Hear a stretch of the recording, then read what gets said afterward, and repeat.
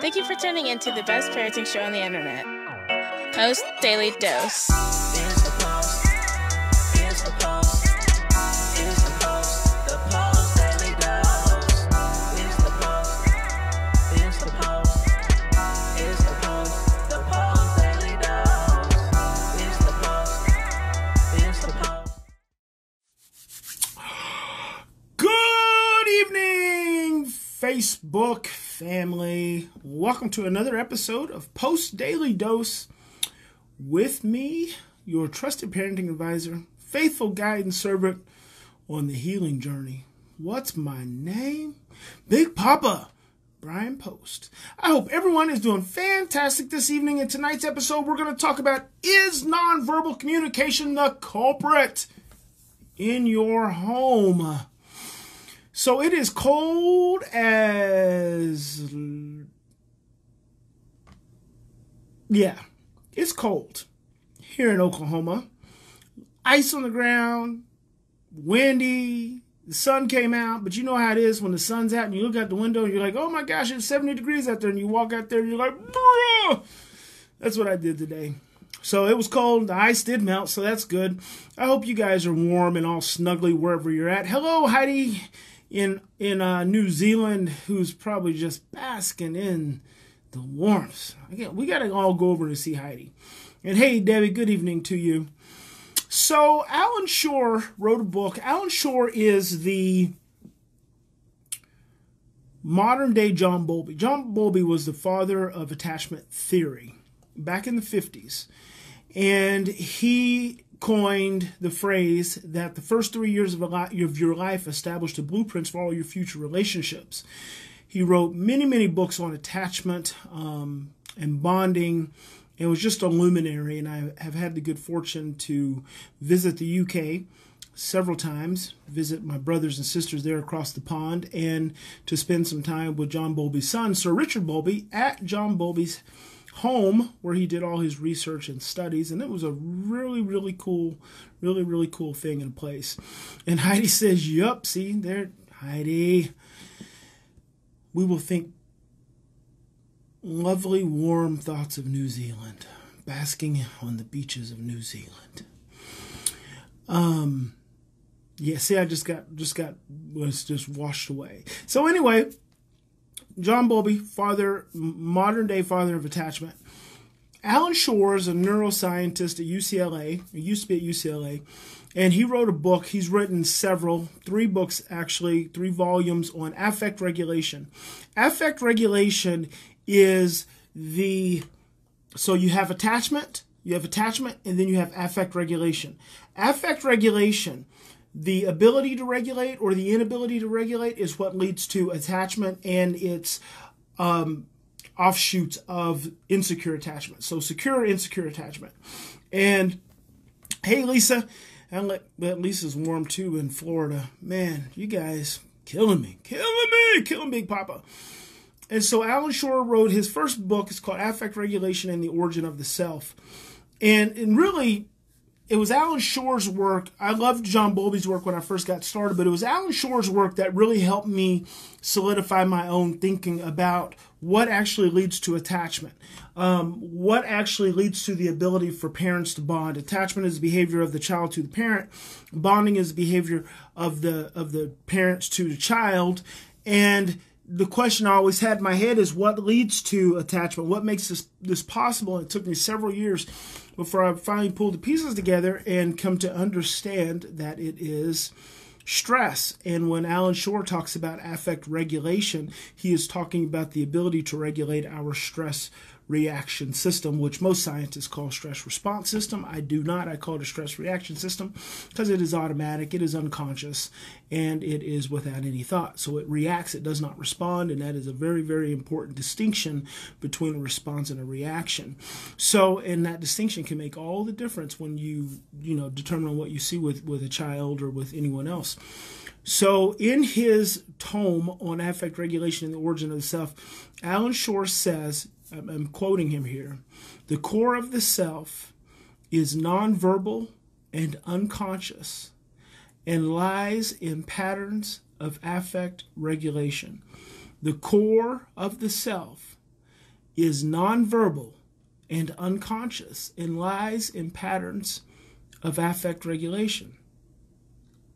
That scratch that last part. I got distracted because I started seeing this text exchange I was having with a parent just earlier about this same thing. The core of the self is nonverbal and unconscious and lies in patterns of nonverbal communication. Nonverbal communication. And what that means, the Big Papa way of rewording that, simplifying it, making it simple for my brain is, it's not what you say or do, it's how you feel when you're doing and saying it. It's not what you say or do, it's how you feel when you're doing and saying it. So let me ask you this question. If you are saying all the right words and you're doing all the right things, but if inside you feel really angry or you feel really depressed or you feel really alone and overwhelmed, do you think that could be stirring up something in your home? That's the power of nonverbal communication. Scientists have told us for decades now that 90% of communication is nonverbal. Bruce Lipton, cellular biologist, says that 98% of communication is nonverbal.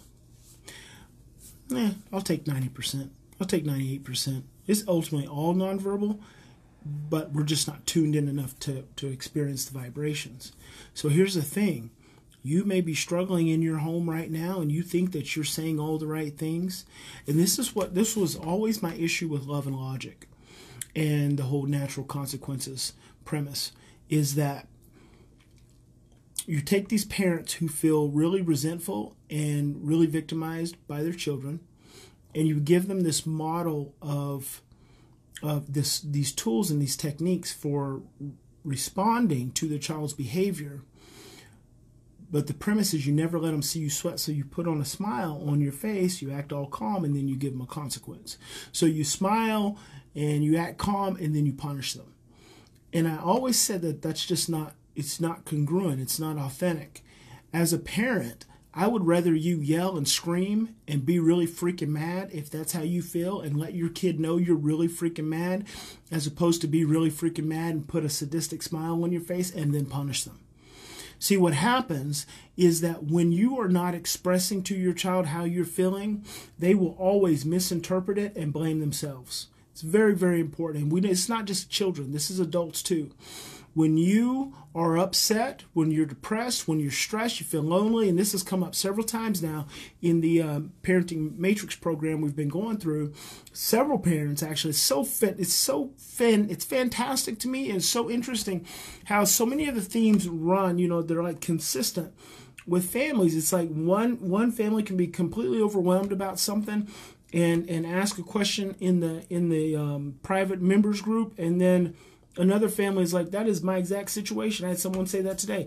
What she put in there was my exact situation. So it's amazing how we are so connected, how it feels like we're so isolated, but we're so connected, how we're all so much the same. We're not different. And it just runs, there's just this vibration, this theme. So the thing is, when you are stressed out and overwhelmed, and you don't communicate it to your spouse or to your children or to your coworkers or whoever it may be, they perceive the vibration. The core of the self is nonverbal and unconscious and lies in patterns of affect regulation. So regardless of what you say, regardless of what you do, you're sending off a vibration, and that vibration is what gets oftentimes misinterpreted. And I'm going to say almost 99% of the time it will get misinterpreted because we don't know. We're not mind readers, right? None of us are mind readers. We don't know. And so what happens if the person is not really communicating to us, they're just sending a feeling, they're eliciting a feeling. They're putting a smile on their face even. They're using a calm voice. But they have a vibration that they're eliciting, that they're projecting out. That vibration is projecting out, and what we do is we receive that vibration. Our amygdalas receive that vibration, looks at that individual, scans that individual, and then if that individual has a smile on their face or they're using a really calm voice and it doesn't match the vibration, the amygdala says that's a threat. It immediately says that's a threat. It immediately says that person's not safe. And then immediately says it must be something I am not doing. And we personalize it and then we get stressed. And then we may go away, but what happens is this tension just builds up and builds up and builds up in the home.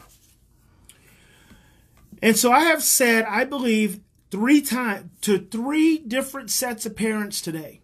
3. Not 1, not 2, 3 different sets of families. So this is why it's so important that you hear this. I've said to these parents, well, it may be 4.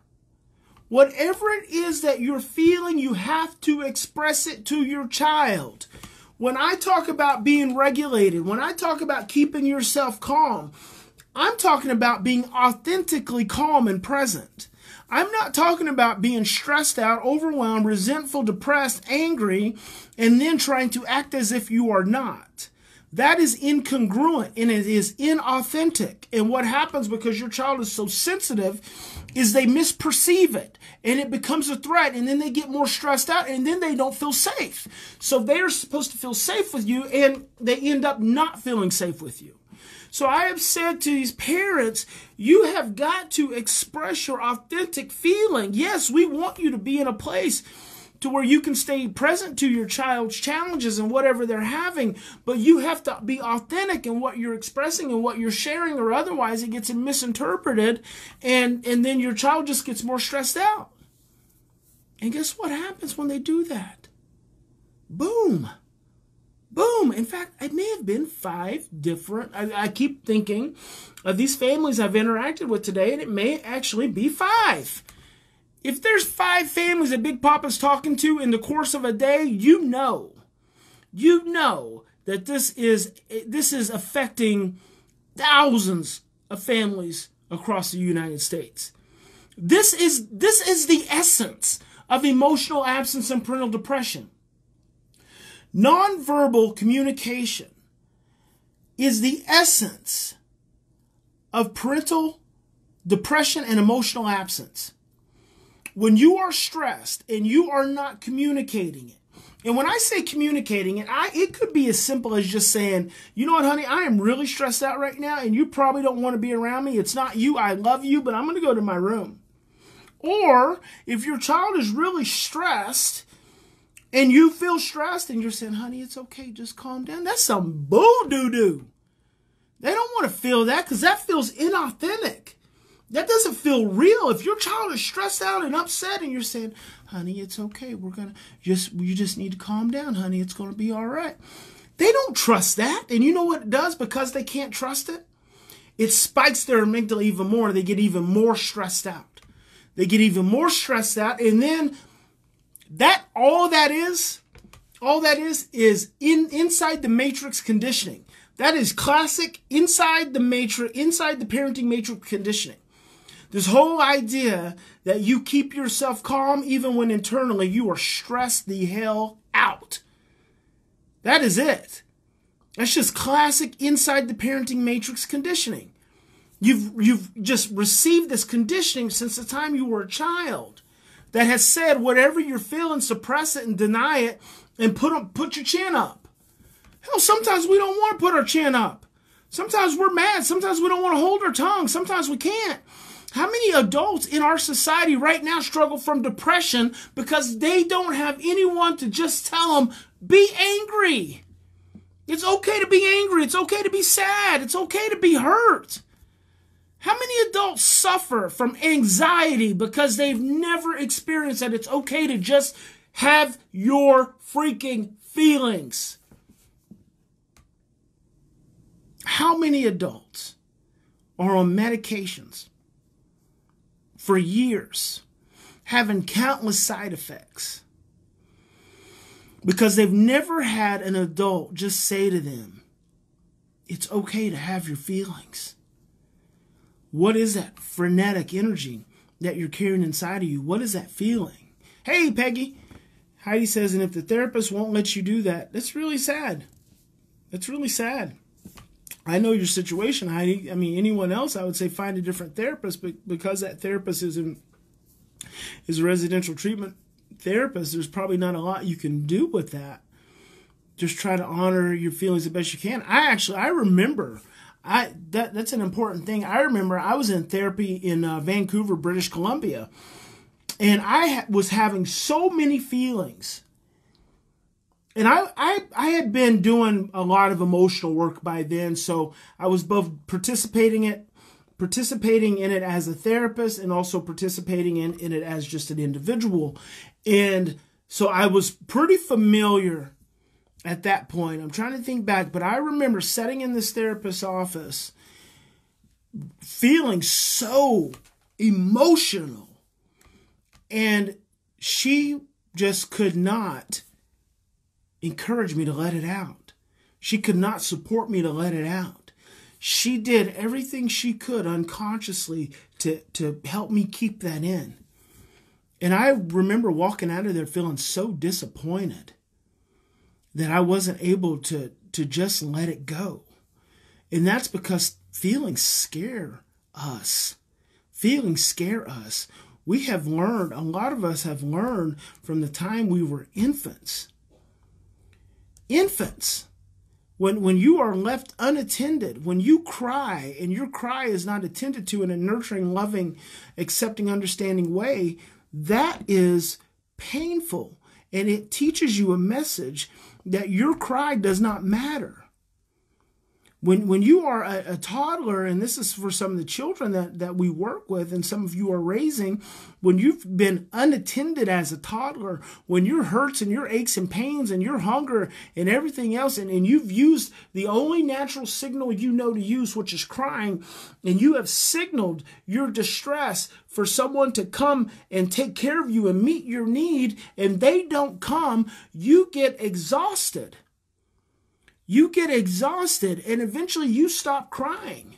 You stop having your feelings, and you start holding it all in. And that's from trauma and neglect. Now, what about the family, the average Midwestern family like I grew up in, who you got a couple of parents who work and bust their butts, but they grew up in really tough sharecropping households, and crying didn't do any good. Crying was not okay. It will suck it up. We got to get this done. Put your chin up. Let's, take more weight. Don't ask for less weight. Ask for stronger shoulders. That's kind of that Midwestern mindset. You grow up on a farm. You grow up working in fields. There's no room for emotion. And so then what we learn as we grow up is that emotion doesn't matter. Our feelings don't matter. So we learn to hold it in. And that's really sad, because then we become parents. And then what we do to our children, as we're holding in our feelings and not being authentic and not real, we're unconsciously communicating to our children to hold in theirs. And you know what? Children are emotional. They are emotional. The older we get as adults, the more cognitive we become and the less emotional. That's why adults have such a difficult time crying, because they have so little access to their emotional brain. You ever wonder why you don't cry, or why your spouse doesn't cry, or the adults around you don't cry? It's because we have so little access to our emotional brain, because over time we force ourselves into this cognitive-oriented hemisphere until we get really stressed out, and then the emotional hemisphere dictates to the cognitive hemisphere. But your ability to really access your emotions is really challenging. And we've been going through that for the last 7 days with the Parents in the Matrix, is really going through some deep process work to start to pay attention. You don't even have to get into it, but just to become aware and pay attention of where your emotional hemisphere is at and your access to it. Because you have these children who are emotional. They're emotional even when their emotion has been tried to be suppressed since they were born, sometimes in utero. In utero. I've got children. Just tonight I had a mom who was going through a process with her kid, and I swear what he was communicating to her and the way he was communicating came straight out of his in utero trauma experience. And so I gave her a little coaching. She really had to step up and be Mama Bear, but she did it. And she had an amazing breakthrough. She had an amazing breakthrough because she spoke to him in an emotional way. She went in and she reached in to his pain. and spoke directly to that pain from her feeling state, from her emotional state. See, the cognitive, oh, honey, it's going to be okay. Let me take care of you, honey. It's going to be all right. Calm down, honey. Don't do that, honey. Let's do something different, honey. Okay, come on, honey. Let me get you some food, honey. That doesn't work. That doesn't work. That's all head stuff. Pain is emotional. It's in the body. It's in the heart. It's in the gut. It's in the throat. It's in the chest. It's raw. You got to get passionate. But in order to get passionate, you got to have courage. You got to have courage, and you have to say to that conditioning from inside the parenting matrix, I've had enough of this garbage. I'm no longer going to shove my feelings inside of me. I'm no longer going to eat my feelings away. I'm no longer going to let my feelings make my blood pressure go up. I'm no longer going to let my feelings create a fibromyalgia for me and ulcers and irritable bowel syndrome. That's all emotional stress, guys. It's all emotional stress. It's all trauma. All these symptoms we have, it's all emotional stress and trauma that you just carry and you just shove it down and shove it down. So you can let it go. So I want you to ask yourself, is nonverbal, is a lack of communication what's really the culprit? Is nonverbal communication the culprit?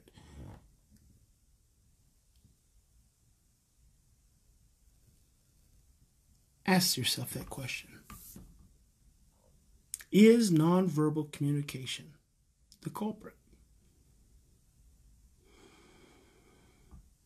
Is it the words you're not using that reflect the feelings that you feel, making everyone else uneasy and stressed out? Not easy. Not easy. Everything Big Papa says is very simple. It's just not easy. But that is the rabbit hole. That is escaping the matrix.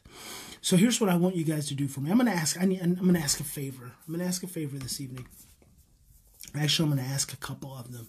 Number one, I posted the new Inside the Parenting Matrix YouTube episode. So I'm going to ask you to go to youtube.com/Bryan+Post, BRYANPOST, and watch that episode.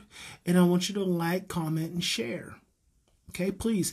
Love, comment, and share. Happy face, comment, and share.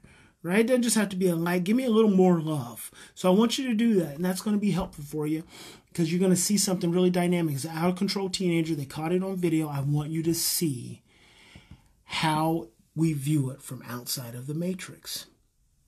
That's number one favor. I got number two favor. Number two favor is as soon as I'm done, I want you to go on the Post+Institute Facebook page, and I want you to give us a whatever that's called. What is it? Where you give us give us some feedback.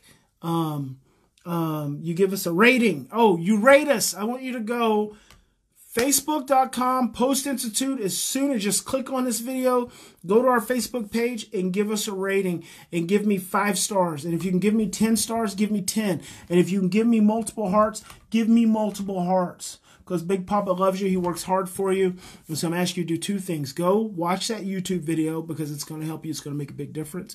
And number 2, go on Post+Institute on the Facebook page and give us a rating, please. So that's it. Remember, guys, in any given situation, we always have 2 choices. We can continue to hold all our feelings in and react from the past of all the imprints, the generations of fear and communication that says your emotions aren't okay, which ultimately says you're not okay. Or we can stop. We can take 3 to 10 deep breaths. We can slow down. We can get really honest with what we're feeling. We can get really honest with those around us, which is going to take a lot of courage. But as soon as you do that, as soon as you stop and take 3 to 10 deep breaths and you get really honest with what you're feeling, with what you're thinking, you get everything congruent and you're choosing love. You have the choice in any given moment. Operate from fear or stop and choose love. Big Papa loves you.